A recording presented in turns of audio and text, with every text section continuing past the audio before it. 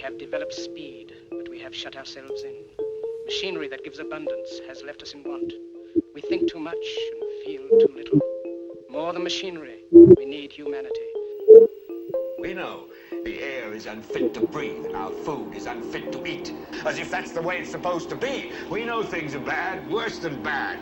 They're crazy. Silence! The great and powerful Oz knows why you have come.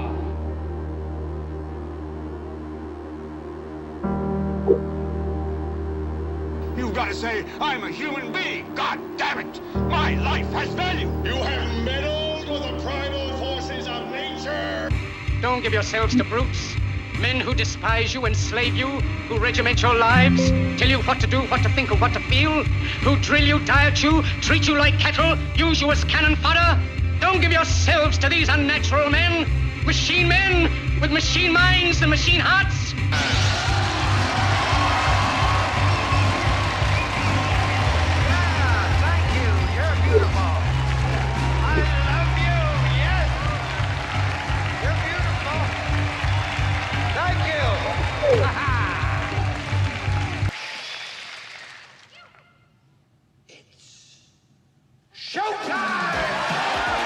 It's time to buckle up for making sense of the madness. And who loves you? And who do you love?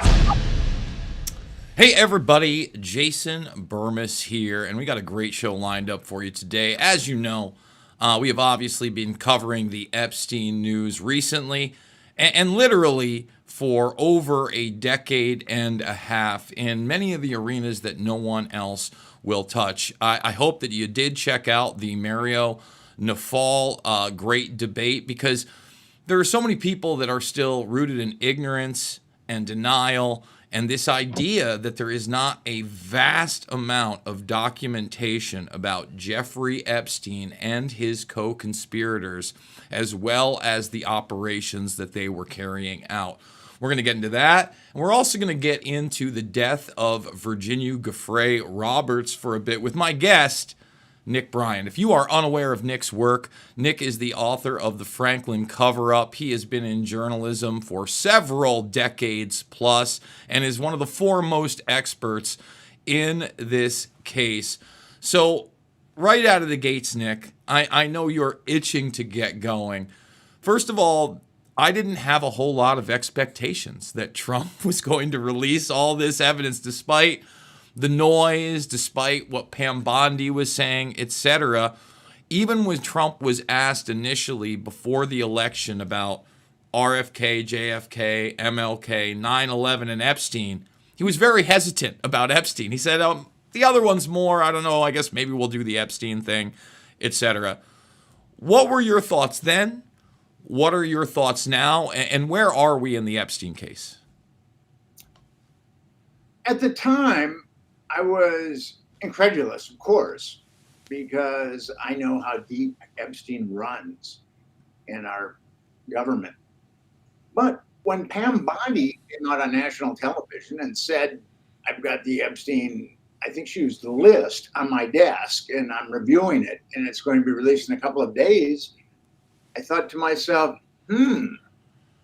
that's interesting.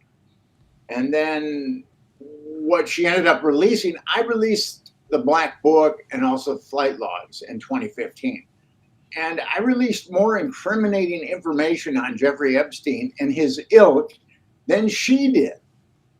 And 10 years later, I mean, she had the Black Book that I put up on the internet. I just redacted the numbers of the people, and I redacted also the last names of the victims. And Nick, let me just stop you for a second, because I think this is really important. I was on a separate space. It might have even been the Nafal space last year. And I have these lunatics claiming they're the ones that got the Black Book on the end. And I have to stop them. And I go, listen, I don't know what fantasy land you're living in. I know the guy that not only got it from the butler, but shopped it around to the mainstream media and got it published by Gawker. And they're like, well, redaction. I'm like, everything you needed to know was there. Like the stuff that came out later was nothing. We haven't had, in my opinion, any kind of new information other than maybe slight redaction since 2019. Is that correct? Basically, those are the majority of the documents and the information that we have. Yes. I do believe that the Black Book and the flight logs are the grail to Jeffrey Epstein. Certainly the Black Book. I mean, there were a lot of people that weren't perpetrators in that Black Book, but then there were a lot of people that were perpetrators in that Black Book. And we haven't, the government really hasn't released anything new, but what we can surmise from what's happened previously is pretty substantial, because Pam Bondi and the Trump administration acted like they were reviewing all the videotapes that were taken out of Jeffrey Epstein's safe. And Jeffrey Epstein's safe was opened by either a drill or electric saw. I mean, whatever. They sawed it open. It was not open by being cracked. We have photographs of it, and I would remind people that not only did you have the videos within that, you had the burn discs, you had the hard drives, you had the folders, and most importantly, that totally gets ignored, he had a passport for some reason with a foreign identity and a foreign address in Saudi Arabia that was allegedly given to him via Austria. Very suspicious. So and his safe was the size of a closet. I mean, it wasn't the kind of safe that you think of. But the FBI and Department of Justice in that safe was opened the day after Jeffrey Epstein was arrested. So they had all the footage of those girls, those underage girls that were getting molested 6 years ago. And they're saying over 1,000 now. I actually think it's definitely over 1,000. But Jeffrey Epstein was definitely pampering those kids. But here's what's really troubling to me is we have known, the FBI and Department of Justice have known about those victims for 6 years, those hundreds, over 1,000 victims, and they didn't do anything to help those kids. They've known who those kids are, and because our government was so gung-ho on covering up Jeffrey Epstein, those kids were just collateral damage. Our government didn't care, and that just kind of exemplifies this whole case. Is those victims were let down by every agency, state and federal agency. The only entity that didn't let those victims down was the Palm Beach Police Department.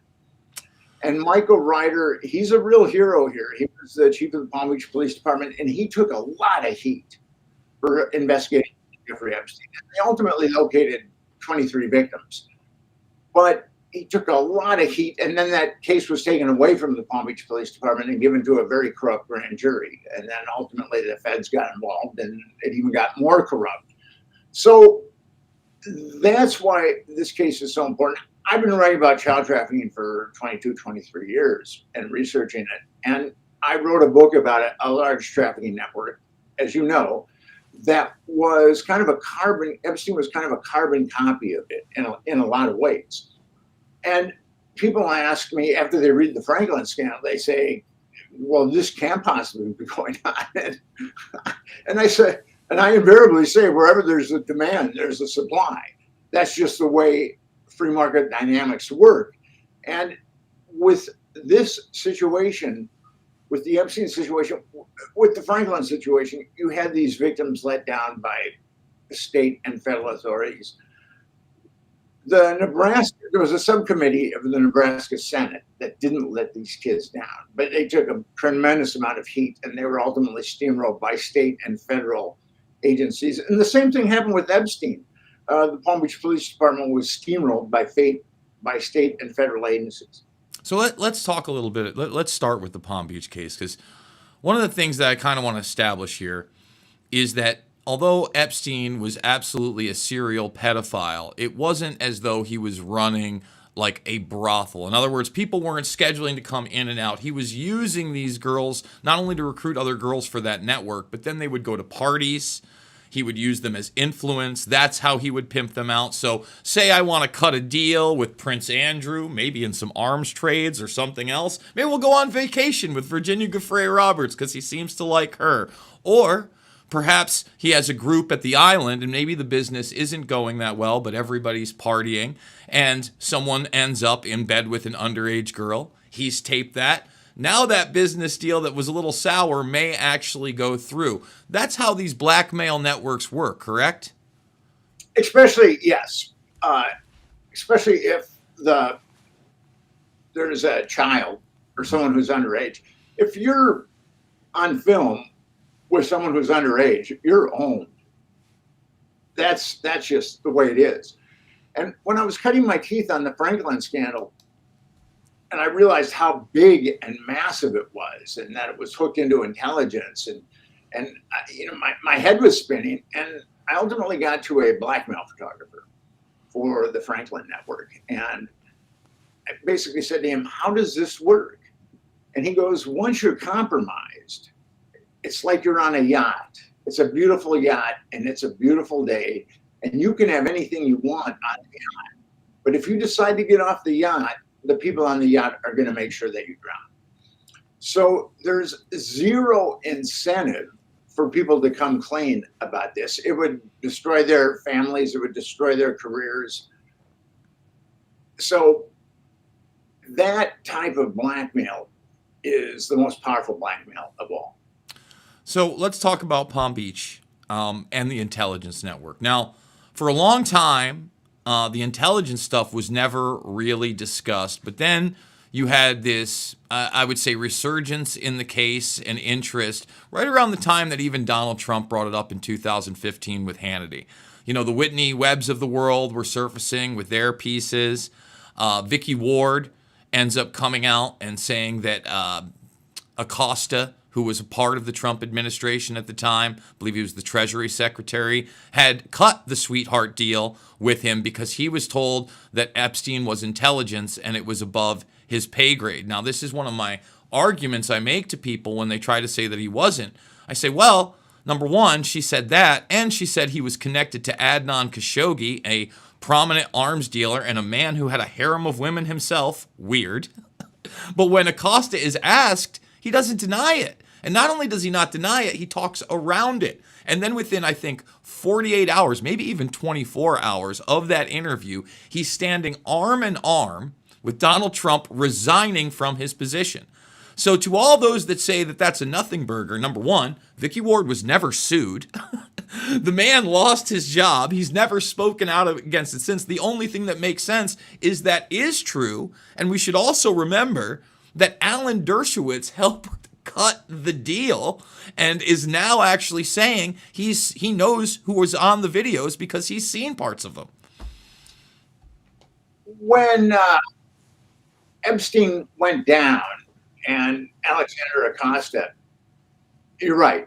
When he was being vetted by the Trump administration, they asked him, "Why did you go so light on Jeffrey Epstein?" And he said, "I was told to stand down, that Jeffrey Epstein was intelligence." What people don't know is that there's only two people, and I looked into this, I talked to some constitutional scholars. There's only two people in the government that can tell a U.S. attorney to stand down. One is the attorney general and one is the president. And at that time, Alberto Gonzalez was the attorney general and George W. Bush, the second, was the president. So that cover up, and there's no way Gonzalez is going to cover up a nationwide pedophile network without getting a thumbs up from his boss, the president. So that cover up went to the apex of the Bush administration. And every other administration since then has covered it up, regardless of they're Democratic or Republican. They've all covered it up. And let me just say this. You know, I know that you don't name George H.W. Bush in your book in the Franklin scandal. Or I'm sorry, Franklin cover-up. But in the Franklin scandal, the predecessor, really the book that got you interested in this and that you set out to disprove. Franklin scandal, not the Franklin. Yes, again, your book is the Franklin cover-up. You did not name George H.W. Bush. Franklin scandal. Oh, I'm sorry, I'm messing it up. See, No, I need to change that in the thing. See, I'm losing it. I'm getting older, Nick. So Well, that happens. Time marches forward. I've got it right next to me too, and I'm looking at it right now. In fact, I'm going to grab it for everybody to see.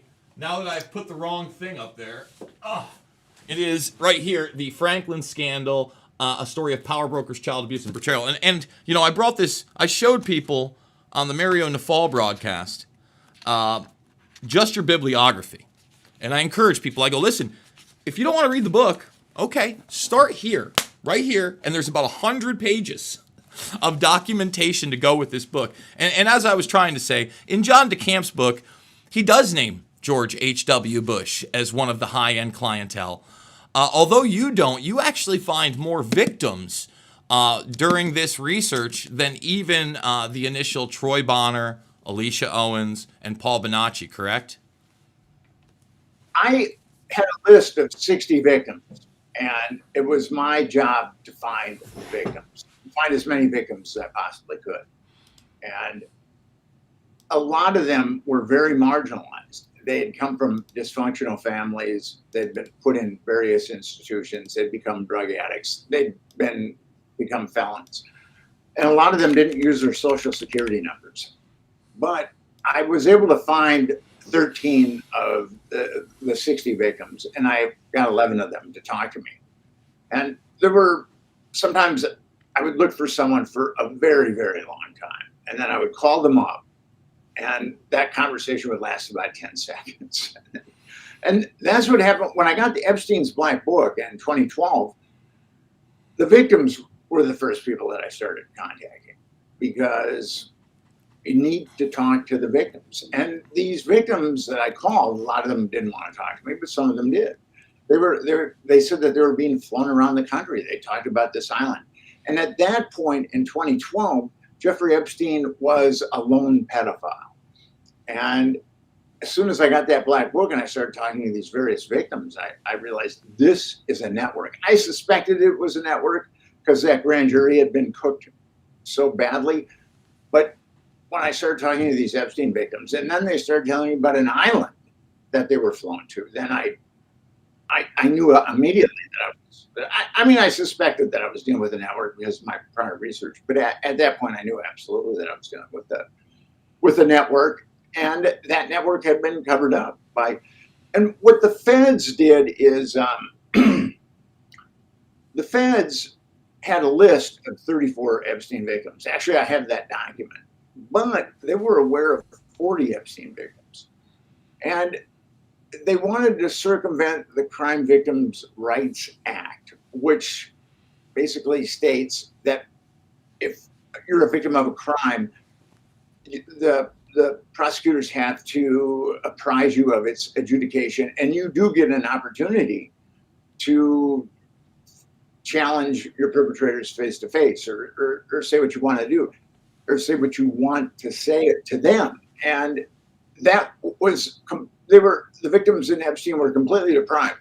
What the Department of Justice did, knowing that there were 40 victims, is they made a non-prosecution agreement where they gave everybody blanket immunity.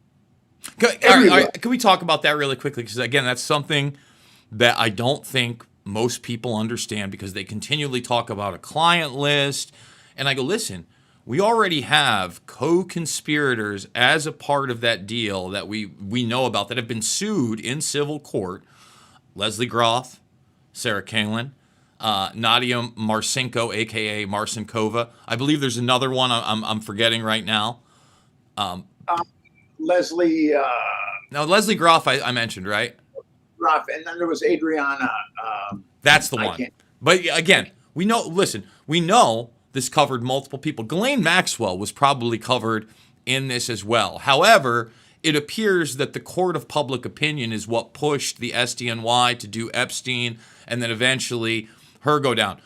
She's survived. I mean, and she's appealed. What are your thoughts on that? Is she now set, since this is closed and people aren't talking about these other perpetrators that I think would lead to more people in the network, obviously, that eventually she's going to get out of prison? Well, I really hope that's not the case. If that's like the worst case scenario. I mean, there's a lot of people in the child rights movement, and we're fighting child trafficking. I mean, I'm not one of those people that came to this through my fascination with conspiracies. I'm one of these people that came to this because I think that children need to be protected. If you look at my writing before the Franklin scandal, I've written a lot on children's issues. With this, and it's kind of mind-boggling to me, the Trump administration is setting this field back 20 years. And if he pardons Ghislaine Maxwell, he'll have definitely set it back. Well, I don't know that he'll pardon, but I think, I know one of the appeals has already been shot down, but we're living in a world where, Weinstein is about to be on his way out. People in the so-called alternative media like Candace Owens are, giving him like a praise interview and ignoring things like him utilizing Black Cube, these private intelligence networks via Israel to intimidate victims, etc. And, this intimidation. His attorney was using Black Cube, and David Boies was representing a number of these victims. And this is how dirty it is. The government is now conceding that there's over 1,000 victims, which I've known that for quite some time, and I would say well over 1,000 victims. But if you get a settlement from the Epstein Victims Compensation Fund, you have to sign an NDA that says that you will not go after any of your other perpetrators. Then it's just another example that Epstein was colluding with other people. Why would they have to sign NDAs? And what's really troubling about that, and David Boies is a dirty lawyer, and he hired Stan Pottinger to help him adjudicate these cases, and he's really a dirty lawyer. He's dead now, but he was very dirty. Pottinger died, really. When did Pottinger pass away? Pottinger passed away, I believe, a couple of months ago. Oh, wow. See, I was unaware of that. We actually brought, Johnny Vedmore was within that space as well. Yeah. So we talked a lot about Pottinger, and Pottinger, again, having his hand in the Iran-Contra affair. And once again, when we're talking arms dealing, and we're talking the 80s, and we're talking people like Khashoggi, and we don't really know exactly what Epstein was up to other than his financial advice services in that time period, it really, points in that direction that he is involved in these networks. Where there are drugs, where there are guns and weapons, there are also women, girls, and boys, unfortunately. And that Epstein Victims Compensation Program is very dirty. I've spoken at a number of anti-trafficking conferences, and the National Center on Sexual Exploitation has an annual summit every year, and I've spoken at 3 of those, and including those and a number of other conferences. And I've gotten to know a lot of people in the field and a lot of psychologists and therapists that treat victims that have been sexually abused as children. And I know 2 therapists who have counseled Epstein victims, and one of them is an eminent psychologist, eminent. She's been interviewed on a number of documentaries, on a number of television shows. She's very eminent. So both these therapists counseled Epstein victims, and those victims were under 10 years old when they were trafficked by Epstein. And we have accounts of Virginia Giuffre said that the youngest one was 12, but we also have accounts of them being 11 or 12 too. That doesn't jive with the media narrative that they were 14, which is still unbelievably egregious. But I believe that they were trafficking 10. Now, those therapists help their clients apply for compensation from the Epstein Victims Compensation Program, and they were denied. And the reason, and one of them had really solid evidence. I mean, she basically could tell you what Epstein's house looked like inside. So that's really horrific. And these therapists believe that they were denied because they didn't fit the cover story of 14 years old. They were younger than 14 years old. So you're telling me that, along with the limited hangout that we've gotten, they literally denied victims because they were too young, not based on the evidence, just to keep a narrative of 14 years old. And, I would also remind people that Epstein, even after the Palm Beach case, did not have to register as a sex offender in the vast majority of states because of age of consent laws, including New Mexico, where we had Zorro, where Zorro Ranch was located, where that never was really investigated. We got some stories about Epstein wanting to seed the human race with super Epsteins and having this odd pregnancy room. We have that one small snippet from apparently the 8 hours of Bannon interviewing him, where he says, you have an island. He says 2 islands, and he goes, islands of Dr. Moreau, and he says, that's correct. I'd love to get some context on that.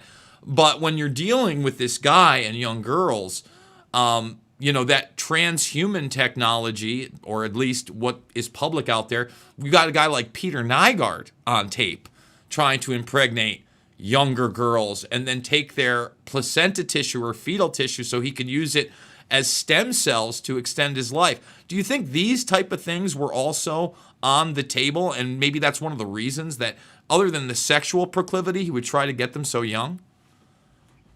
Epstein was into so many things, and there are things that we know he's into, but he was definitely a transhumanist. And Juliet Bryant is the woman that you're talking about, and she said that she was at Zorro Ranch, and she came to when she was in an operating room, and that her ovums were getting harvested.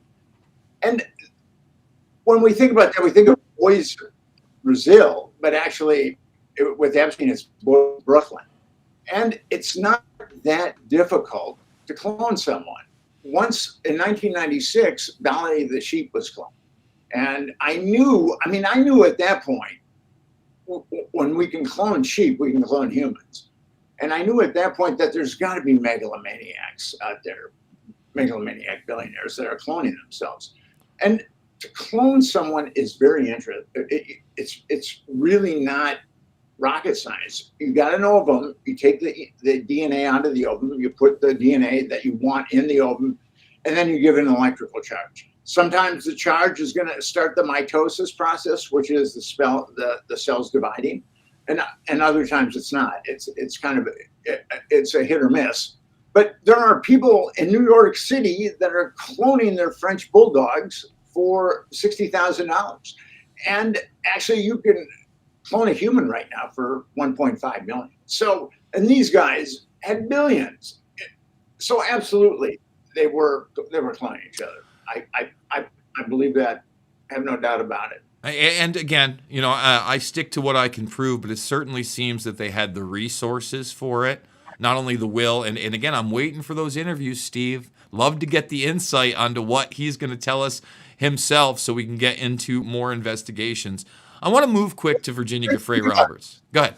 These guys have no morality whatsoever. They're psychopaths.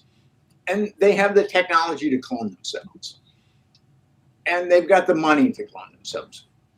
Do you think that anything would be an impediment to them cloning themselves? I only think it would be an encouragement.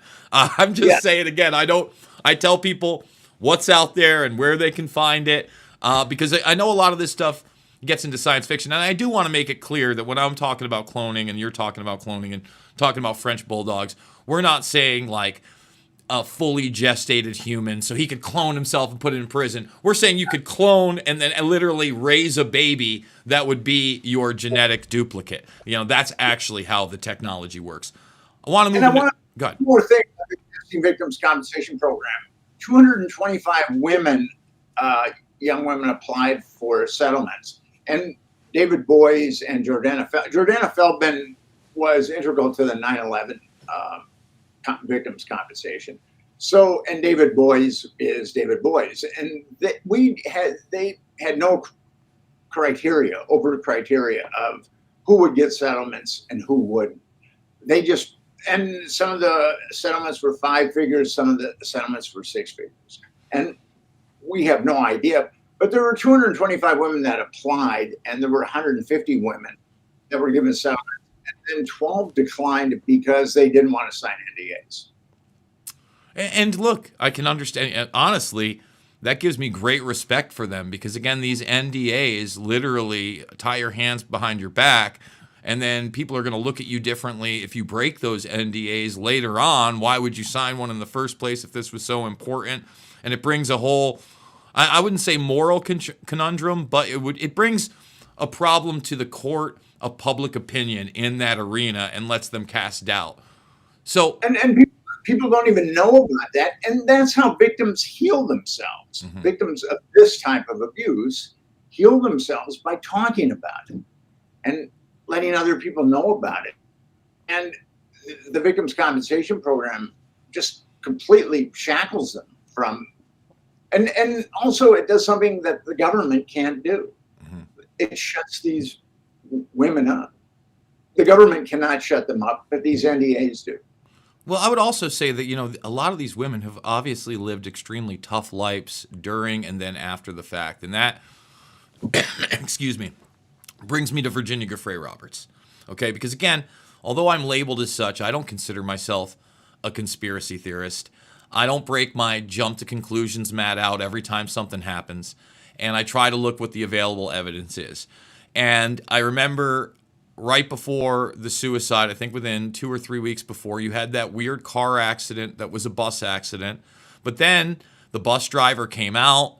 He explained what happened. We saw, you know, the woman that apparently worked on her ranch that she was able to buy via this settlement in Australia with, I believe it was the Prince Andrew settlement. She got millions. Yes. So, you know, it was questionable whether she was even in there. You had the news that she had broken up with her longtime partner years before, but now there was an ugly custody battle and she had lost custody of her children, one of which I believe was 19 or 20, but the other still teenage boys, still very devastating. And then you get the suicide news. And during that time period, I believe at least, I think 2 of her brothers were also there. Now, because of that narrative and the odd situation with her posting that picture in the hospital, I think that the suicide is much more likely than foul play in this case. However, people came out screaming that she was murdered, et cetera, et cetera. What's your expert opinion? I knew, and we had talked a number of times. We'd exchanged emails a number of times. And when it started coming out that she was killed by the Mossad or that she was alive and living with Jeffrey Epstein, I felt like I had to write an article. And I did write an article. It's on Zero Hedge, and you can also get it on my website, nickbryantnyc.com. The bus accident was a minor accident, and Virginia spent, and she was ultimately driven to the hospital and checked out. And she spent the night in that particular hospital. Now, what happened is her and her husband split, and her husband preemptively put in a restraining order against her. And so she couldn't visit her children.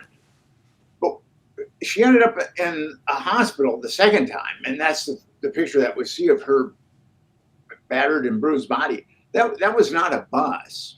That was not even a car accident. That was her husband beating her up. She had a long history of her husband beating her up.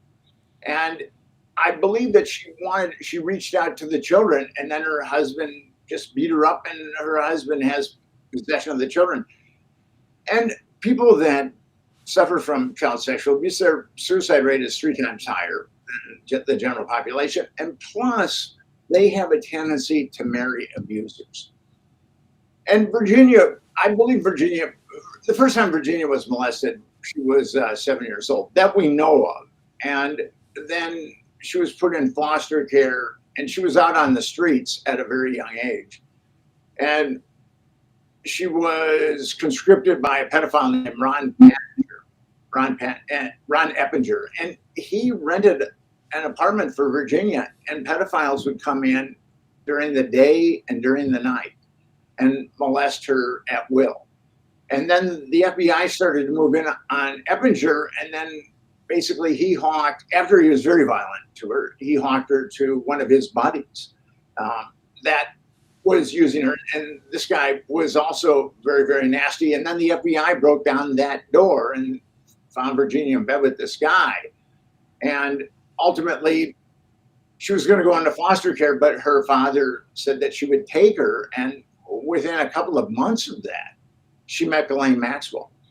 And the reason why she was perfect for Ghislaine Maxwell and Jeffrey Epstein is she'd already been conditioned. She already knew how to act. She could just dissociate and go into the persona or alter that was that would placate whatever a person wanted sexually. So with her DID and dissociative identity disorder, it used to be called multiple personality disorder. It starts to break down, and it's very useful for victims of abuse, because if you're getting abused and it's painful, you can just switch to a different alter, and that will take the abuse. And usually in the 30s and early 40s, that DID starts to break down. And I've written about DID too. I contributed a chapter about the dissociative identity disorder to a book that was a number of psychiatrists and psychologists had contributed chapters. It was also peer reviewed. So her DID was breaking down, and her husband was being unbelievably abusive, but she was unable to just switch. I believe, this is my extrapolation, that she was unable to switch to a different alter. And so that started breaking down. The way that she coped with abuse started breaking down, and her husband's physical abuse really escalated. And she loved her children more than anything in the world. She really loved her children. And then to be deprived of her children was just so much. And then that beating that her husband put on her, that we saw on the internet, she committed suicide about a month after that. You know, again, it's very difficult because, again, that woman went through so much, and one of the people to get out of the Epstein network and bring it to light. I mean, she was one of those prominent people. I don't think people understand that, you know, a lot of the other high-level people, they stuck it out, and they ended up, like, marrying some of these rich and wealthy people, like Sarah Palin, right? Like, she was able to network. I mean, this is a vicious network, and you just mentioned dissociative disorder. You know, I know you did work with the Franklin scandal, and in these cases, you know, a lot of the times they are dismissed because people just can't believe that they can go into these altars, right? You know, I've watched, for instance, the Paul Bonacci testimony where he goes into, what is it, Arlie Army or something like that. And at first you think it's a goof, but you watch the whole thing, and all of a sudden he's giving you all this factual information. He's talking about, you know, being in the room when NAMBLA was conceived. I mean, some really heavy, hard-hitting stuff. And if you watch even the documentary that didn't make it, Conspiracy of Silence, you know, some of the people involved, they go, you know, at first it sounds like they're crazy, and then all of a sudden these dates are matching up, these people are matching up, there's evidence to go along with it. Can you speak to that, the benefit for the abuser of the disassociation, and why it is so common, and why it's not only just one altar with some of these people, it's multiple? Paul Bonacci had multiple altars, and I believe that Virginia had altars. That's what happens when children are sexually abused, is they become dissociative. So some part of them leaves their body and endures that abuse. With Paul has said a lot of wild stuff, but I was able to corroborate him on a number of the things that he said. He said that he'd been through a mind control program, and there is another Franklin victim who has told me that she has also been through a mind control program. Paul said that he helped abduct Johnny Gosch, the newspaper boy in Iowa, and actually, we've proven now at this point that he did help abduct Johnny Gosch. And that's a wild story, but it turns out to be true. And so, for those, again, because it's, you know, not since the 80s that was maybe a prominent name, he is the original milk carton kid that disappeared. Yes, continue. Yeah. So with DID, it's how people, it's just how the psyche copes with tremendous pain early on in life. And when you're dealing with someone that was sexually abused before 7 or 8, you're almost invariably dealing with someone with dissociative identity disorder. And the thing about Virginia is she had an alter that was very tough, that went up against all these lawyers with their depositions. And depositions can be harrowing. I mean, the idea of the deposition is supposed to get information, but actually the other thing that it serves is the lawyers get on you for quite some time. I've been through the deposition process. And she hung in there. And now that the Trump administration, she said that she was abused by Prince Andrew, by Bruce King, who was the former New Mexico governor, Bill Richardson, who was the former New Mexico governor, Alan Dershowitz, Leon Black, Ehud Barak, who is the former prime minister of Israel. So she went up against these attorneys. And her first deposition, I think it was in 2015, where she named a number of the perps. So now the Trump administration is just saying that everything Virginia said was a lie.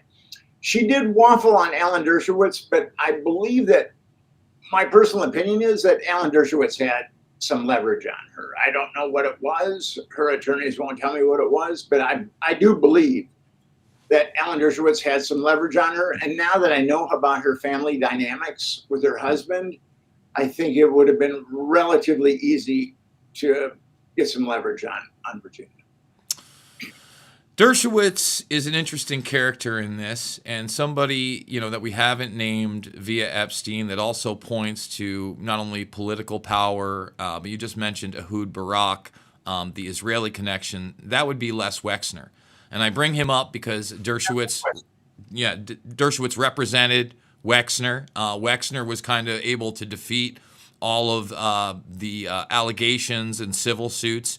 Dershowitz also, like you said, went to court with Virginia Giuffre and was able to win. And as I stated, Dershowitz is out there essentially bragging. First of all, he says that, of course, the allegations that are being withheld from the public aren't true, and that's why they're being withheld. But at the same token, he says, again, because he was the lawyer in the Palm Beach case, that he's seen the videos. Now, maybe he's seen some of the videos, but of course, we know Epstein barely served any time in jail. He was leaving jail with an escort on many of the days he was supposed to be there.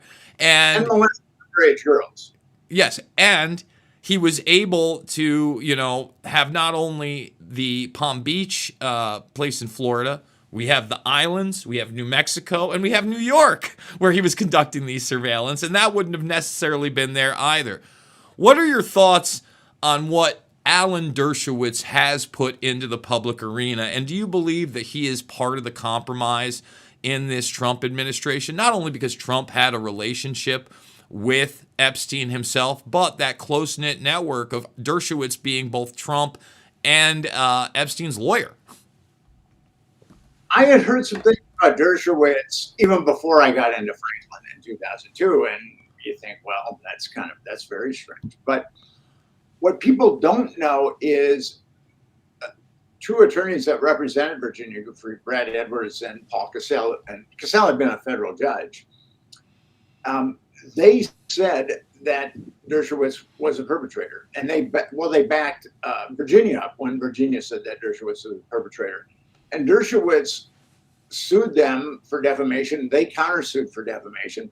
And Dershowitz was beating his chest. I'm going to get them disbarred. He was going to do a number on them. And that ended up in a stalemate. Those guys did not get disbarred. So that's an indication that Dershowitz is very dirty. And by the way, you mentioned Bradley Edwards. I'd be remiss if you talk about that litigation and we don't talk about the fact that Bradley Edwards actually won a similar defamation case against Epstein. where Yes. it went all the way to jury selection before Epstein bent the knee. They essentially came up with a very carefully crafted letter where Epstein had to say that he had falsely accused Edwards of these things. It was, again, very carefully worded, but he also got sum of money that has been undisclosed. I will say this. Edwards and his lawyer stood in front of the media in literally a row of 12 boxes of documents stacked 4 high in front of them. Folks, those would be part of the Epstein files. And yet they gave a binder of stuff that had been in the public arena a decade to a bunch of influencers and said, the most transparent administration in history. In your estimation, the paperwork alone, I mean, you know it as well as I do. If you go to court, listener, you can get thousands of these documents. We're talking about tens of thousands of pages that you and I can get. How much is still under lock and key that we may never see? What I have done is I've filed FOIAs. And I filed FOIAs not for the tapes or the images that were on the discs or the hard drive. I filed 2 FOIAs for reports on the discs and the hard drives. And when Epstein died, the Fed said the case was closed. So I filed the FOIAs. I mean, the case was closed, and they should have responded to the FOIAs. And then I was told that the case was ongoing. And then about 6 months later, I filed another FOIA. And they said that the case was ongoing. So, I mean, now that Trump has ostensibly just completely put the kibosh on it, if I filed the FOIA today, I guarantee you that it would come back that the case is ongoing. What's next? You know, what is going to come of all this? Is this, again, just going to end up in the dustbin of history? Is this going to end up like JFK, where there's just constant speculation? Will we be able to find maybe someone else criminally accountable beyond reproach, get the momentum we need in the public arena, and then see something similar? Because I believe that's what pushed the initial Epstein arrest and the reason Ghislaine Maxwell, without people being in an uproar about this, that never would have happened. Is there any hope for anybody else? And if so, is it even on the level that it should be? I started an organization called Epstein Justice, and we talked about that early on. And I've just been a writer over the years. I've never been part of a 501c3, let alone a director of a 501c3. But it's going to be up to we the people if we want answers.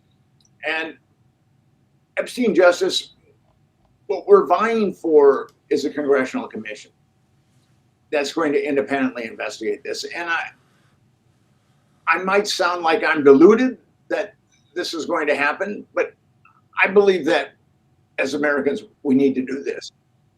Our government, when you cover up a crime, you're aiding and abetting that crime. So in the very least, our government is aiding and abetting child trafficking. We would never trust anyone who's aiding and abetting child trafficking. So we have to, as Americans, we have to make our government come clean. And we can do that. There was the labor rights movement. There was the civil rights movement. There was the women's rights movement. There was the gay rights movement. Now we need a movement that's going to help children. According to the CDC, the Centers for Disease Control, 25% of underage boys or 25% of underage girls and 5% of underage boys are molested in the United States of America. And a lot of people in the field think it's slightly conservative for underage girls and very conservative for underage boys.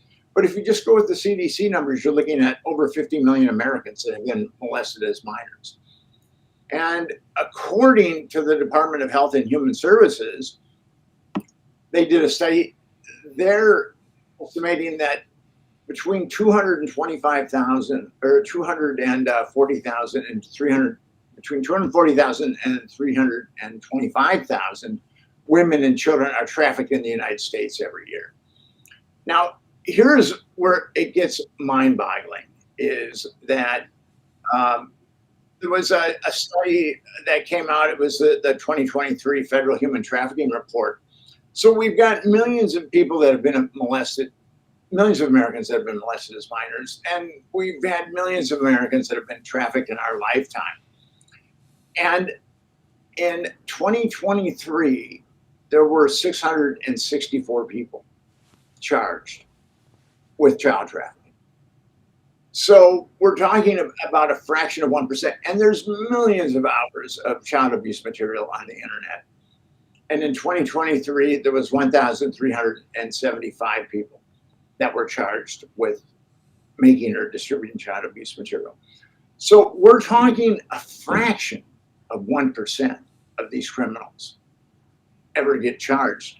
And this is why Epstein Justice is so important.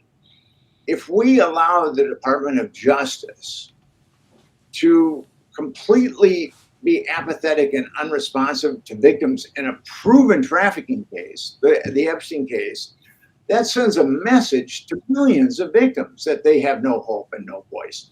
And that's why we have to do something about this. Is there are millions of our fellow Americans that have been molested and trafficked, for that matter.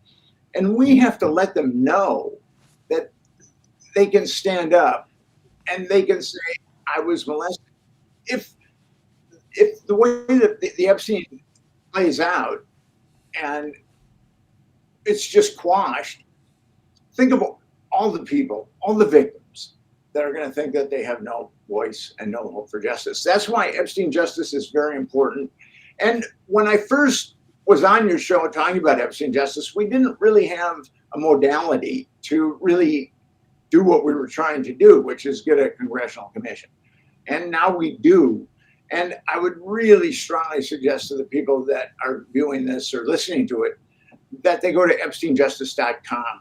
And every month we have webinars on how we give people tactics on how they can pressure representatives and senators in the government and how we can force a congressional commission. It's not going to be easy, but I believe it can be done. And if we can do it for labor's rights, civil rights, women's rights, gay rights, we can do this for children's rights. Now is the time.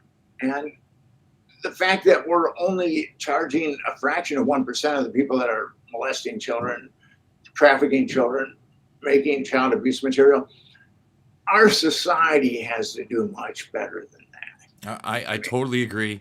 EpsteinJustice.com. You can also follow Nick at Nick_Bryant, and you can check him out at NickBryantNYC.com. That'll give you also a link tree to all of those things. Nick, thank you so much for joining us. I really do appreciate it. You want to leave the audience with anything? Just go to EpsteinJustice.com and let's make a change. Absolutely. Thank you so much. Folks, you know the drill with me. It is not about left or right. It is always about right and wrong. If you enjoy this material, remember, there are no paychecks right now. I need your support. $5, $10, $15. It means the world to me. I'm actually heading out to Tulsa, Oklahoma for the Red Pill Conference. No, I don't get paid for any of this. So all the support that you can give is very, very appreciated. I absolutely love you guys, and we will see you all on the flip.